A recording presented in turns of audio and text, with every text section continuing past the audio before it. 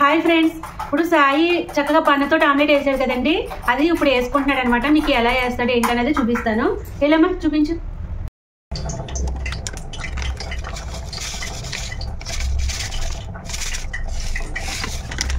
కొంచెం black salt వేసుకున్నాడు,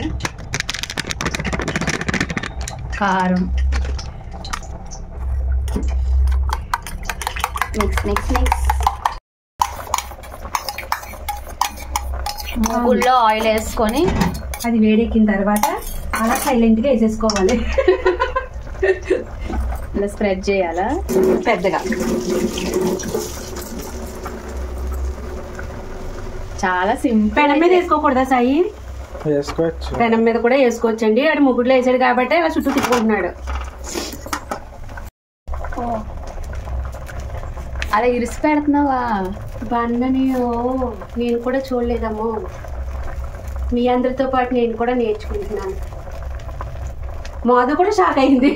నేను డైరెక్ట్ పెట్టేస్తాడేమో అనుకున్నాను.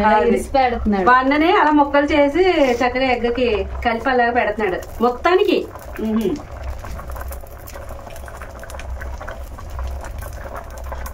అది అలాగా మొత్తం నింపేసుకోవాలి. ఎస్, బాగుంది. కానివ్వండి. ప్రెస్ చేస్తున్నాడు బన్. నొక్కలా.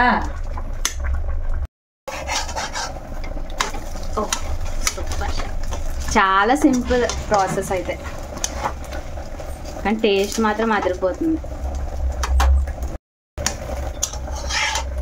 అదిగోండి, చక్కగా బన్నతోటి అలాగా ఆమ్లెట్ వేసేసుకోవాలి. సాస్ కూడా వేసుకొని ఇలా ప్లేట్లో పెట్టేసుకోవాలి.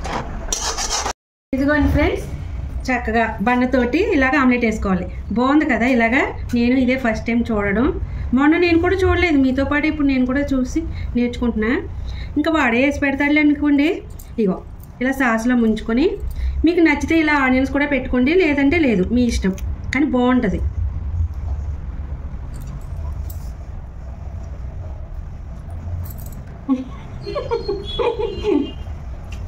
చాలా బాగుంది, సూపర్గా.